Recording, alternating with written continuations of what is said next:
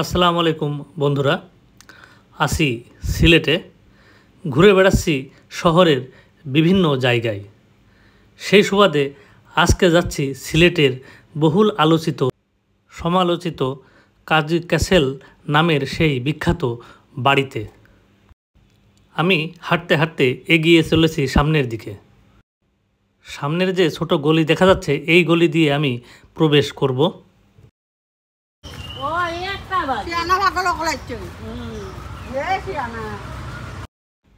আমি গলির ভিতরে প্রবেশ করলাম, সরু গলি, আর এই গলি দিয়েই আমি দেখতে যাচ্ছি সেই বিখ্যাত কাজী ক্যাসেল। বিখ্যাত বাড়ি, অনেক দামি বাড়ি, অনেক বড় বাড়ি। এখানে বিভিন্ন লোকজন থাকেন। আমি চেষ্টা করব বাড়িটি আপনাদের দেখানোর জন্যে। আমি আস্তে আস্তে এগিয়ে যাচ্ছি সেই বাড়িটি দেখার জন্যে। বাড়িটির ভিতরে কিন্তু আমি প্রবেশ করতে পারবো না, কারণ তারা যে গেট আছে সেই গেটটা লাগিয়ে রাখে, যে কেউ এখানে এসে ঢুকতে পারে না। আমি তাদের যে রাস্তা থেকে মূল গেট, সেই মূল গেটের ভিতর দিয়ে প্রবেশ করে এগিয়ে যাচ্ছি। বাড়ির সামনের পর্যন্ত যখন তখন যে কোনো সময় যে দেখা যায়। হ্যাঁ, তবে রাতের বেলায় এই রাস্তার এখানে যে গেটটা আছে সেটা বন্ধ হয়ে যায়। যে বাড়িটি দেখছেন এটিও এনাদেরই, এই কাজী ক্যাসেল যার বাড়ি তাদেরই আত্মীয় স্বজনের বাড়ি। অর্থাৎ এইখানে যতগুলো বাড়ি আছে আশেপাশে মোটামুটি তাদেরই আত্মীয় স্বজনের বাড়ি, এবং বাড়িগুলো দেখতে খুবই চমৎকার। সিলেটে সত্যি কথা বলতে কি, যে সিলেটের যে বাড়িগুলো সেগুলো আসলেই অনেক যত্ন করে তারা তৈরি করে, অনেক টাকা পয়সা খরচ করে তৈরি করে, যে কারণে এখানকার প্রত্যেকটি বাড়ি, প্রত্যেকটি বিল্ডিং একটা আলাদা সৌন্দর্য বহন করে।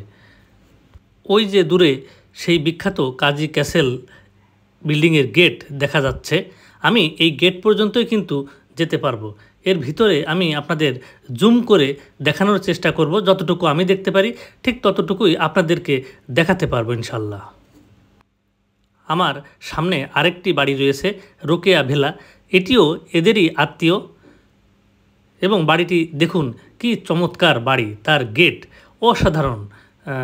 এখানকার বাড়িগুলি ভিতরে অনেক ফাঁকা জায়গা থাকে, তারা গাছপালা লাগায়, এবং তারা রাস্তার পাশেই কিন্তু মানে রাস্তার ধরেই বাড়ি করে না, তারা বেশ খানিকটা জায়গা রেখে, ভিতরে জায়গা রেখে রেখে তারা বাড়ি করে, আমাদের এদিককার মতো না। এবার আমি মূল যে আকর্ষণ সেই কাজী ক্যাসেলের গেটের দিকে এগিয়ে যাচ্ছি। আজকে প্রচণ্ড রোদ, আর এই রোদের ভিতরে বেশ কষ্টই হয়ে যাচ্ছে। এখন একেবারেই দুপুরবেলা, দুজন কাজের লোক এখান থেকে বের হয়ে চলে গেল। আমি আস্তে আস্তে ভিডিও করে দেখানোর চেষ্টা করছি।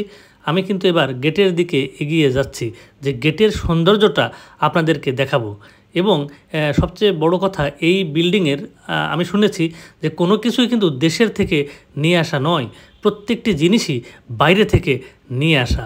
এই গেটটি কিন্তু দেখেন অসাধারণ মানে কারুকার্য এই গেটে। আমি আস্তে আস্তে আপনাদের দেখাই, আপনারা দেখতে থাকুন।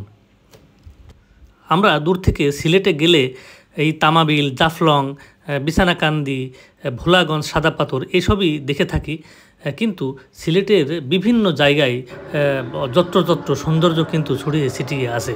আর এই ধরনের বিল্ডিংগুলো কিন্তু আমরা খুব সহজে দেখতে পারি না, যে কারণে আমি আপনাদের দেখানোর চেষ্টা করেছি সেই বাড়িটি।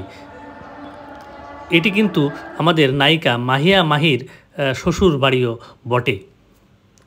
আমি গেটের ফাঁক দিয়ে একটু দূরের যে বিল্ডিংগুলো আছে তার সৌন্দর্য জুম করে দেখানোর চেষ্টা করছি। দর্শক, আপনারা দেখুন যে সৌন্দর্য কাকে বলে। একটা বাড়ির সৌন্দর্য যে এত সুন্দর হতে পারে তা চিন্তার বাইরে। অসাধারণ সৌন্দর্য এই কাজী ক্যাসেলের।